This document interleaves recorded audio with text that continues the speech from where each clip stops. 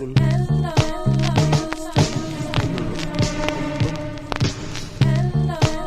It's been a long time.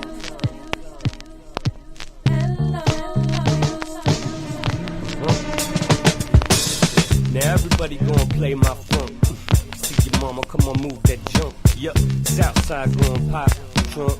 Coming down with my swag in the pump. Old school gon' feel this track, yup.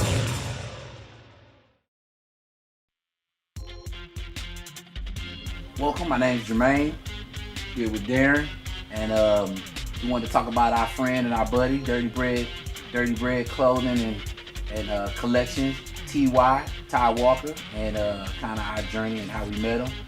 And I guess for starters, I think I met Ty through you, Darren, right? Yep. Yeah. Yep. And you guys were into music or something? How'd that go? Yeah, man, probably 20 years ago. We were I was working on music projects, and he lived around the way, and just struck up a conversation, and we just had so many things in common. You know, that he was like an instant friend. You know, we had similar journeys, and you know, the struggle in music, you can form a tight bond. You know, because there's so many ups and downs and the things that go through it, and you know, so that's how we kind of got started in the conversation of everything.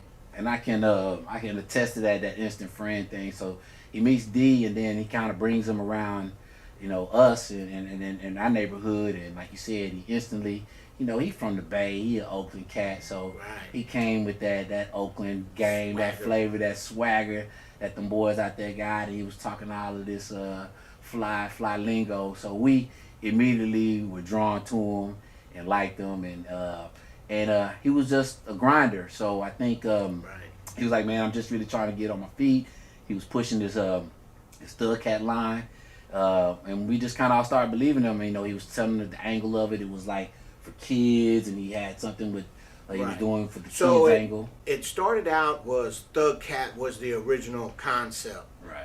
And now it's called Sal's Pet Store, and Thug Cat is a character in it, and Thug Cat is now the TV station. So it's grown over the course of time. We're working on the movie now too, where it'll be partially animated movie.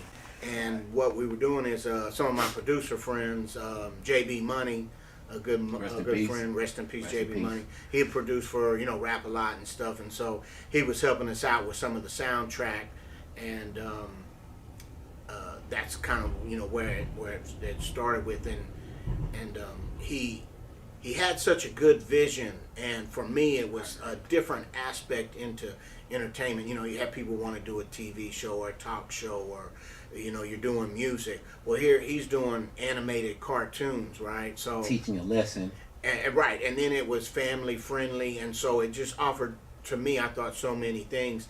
And he asked me to be his manager, so we kind of, you know, just combined forces while he was here in town to go and you know, follow leads, get people interested to see what we could do, and formulate. And you know, there's a process and a creative process, and it starts as an idea, and then as you work towards it, it becomes more and more concrete, and he would get artists to draw pictures and renderings, and so all that kind of stuff. Yeah, I was just I was immediately drawn to the fact that how he was able to strategize and coordinate so many things with let's just say so little resources. A shoestring budget, right? on a definite shoestring budget. I mean, as you can see, the quality of these jackets, folks. I mean, he was having quality produced jackets 20 plus years ago. I mean, look at this. I still have this jacket. It's 20 years old, right? And it's still great quality. And he was getting this stuff produced with great quality, and then all of his ideas that he had with his Stud Cat brand. And subsequently now he's got Dirty Bread, and he's got over, I think if I'm not mistaken, forgive me if I'm wrong, like 20-something different brands, right, or if not more, that he and that his people are there under his umbrella. But what I liked about him is at the time, he wasn't just a guy that was coming, hey man, I got this idea. He had already laid the groundwork. he already had. He has drums, background in music. and He's done things with several Bay artists. One of his producer friends was Schnoz, and then they had done stuff for Master P. And so he had a little more elevated game, and then it was somebody different. It's a new thing. So it brought something where it just wasn't H-Town Southside. Right. You know, here now we've got somebody from another coast that's bringing the information and the game into it too. So. I think you said it. I think you said it very well. And like I said, so at some point he ended up kind of moving in with me, and so we were roommates for a while until he kind of got on his feet. And what I really admired about him is, like, you know, even though he didn't have everything in place at that time, he's the one. He actually, I got this actually from him. I borrowed this from. So thanks, Ty. Like, he was be up early making phone calls, getting people on the phone. The hustle. He had that from the time that I met him, and he still got it. And he'd be up, and I'd be like, man, what'd you do today? Oh, man, I was on the phone, working the phones. Yeah. And he really would be up. And then even when I'd be going to work and I leave him at the crib, he'd be like, man, I got an appointment over here. It'd be like at 7 in the morning, you know, really early. So he was up. He just wasn't just sitting around and just kind of pulling the stuff out of thin air. He was actually, I saw him laying the foundation and actually putting in groundwork. He, you know, I was the manager, so to speak, but really he was the grinder. He was setting up interviews. I believe he met Russell Simmons and talked about the project, you know, and just to even have a brief conversation with somebody at that level is an amazing accomplishment.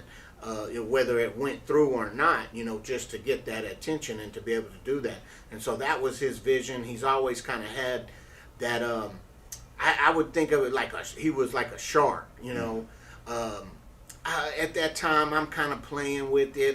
You know, we do music, but, you know, I'm trying to be an artist and have fun and do that side of it.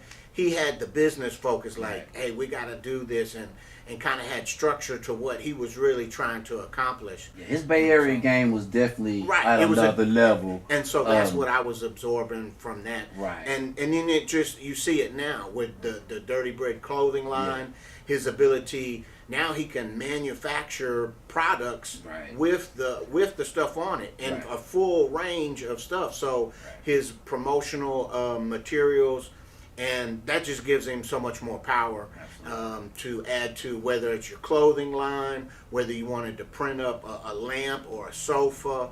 He's really taking his game, because, you know, the struggle for a lot of people is manufacturing, is getting your product done. And he grabbed that bull by the horn. So now he doesn't have to go ask somebody, oh, could you please help me? He just goes out to his business and does it. And so he's on a different level with it. I'm really proud of what he's done and how he's moved forward. And I'm expecting even bigger things with his TV show. He's working on distribution right now overseas for Thug Cat, the TV show and the channel. So, and his idea is to kind of bring his version of Hanna-Barbera. Well, wow. And come on, man. Who's thinking like that? Exactly. And man, you just hit it on the head, actually. And I want to piggyback on that thought. Was who's thinking on that level? And this was, like I said, the seed was 20. There's nobody that I know that was doing animation. Like you said, we knew people who could draw, and we could see people who dabbled or do a comic book, but nobody was thinking on the level. And he had already had the reaching out to the marketing piece of it already thought of and incorporated within his own product that he was doing. You know, most people be like, you know, they do it for self or whatever, but he was thinking about the kids and expanding, and already had the marketing plan, and that's why his brand, even to this day, is still strong.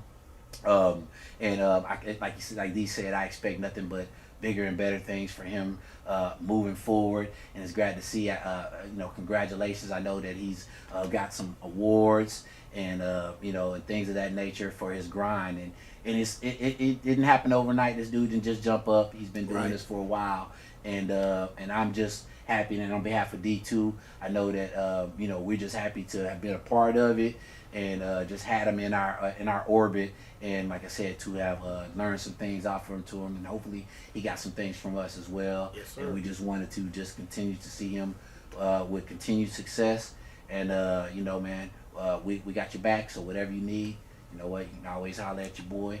and we'll be there for you, man. So, and you've been there for us, so we appreciate you. Yep. TY, Thug Cat Nation. You already Dirty know. Bread. Dirty Bread. Taking over the world. Here we come, Already. baby. Already. From Vegas to NC, baby. We got this on lock. Yes, sir. All right. And thanks. Thanks for tuning in. Talk to you soon. Bye. Okay.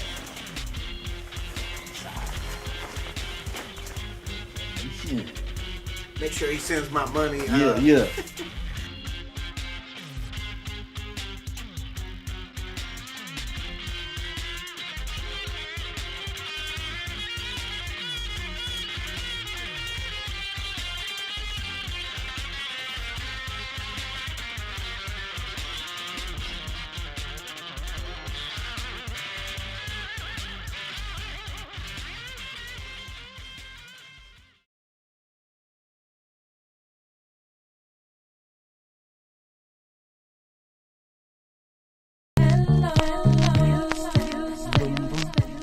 Hello, Houston.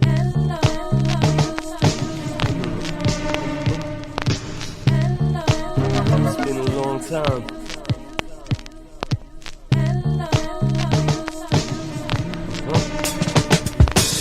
Now everybody gonna play my funk.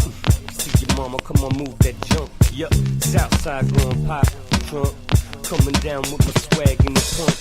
Old school gonna feel this track. Yup.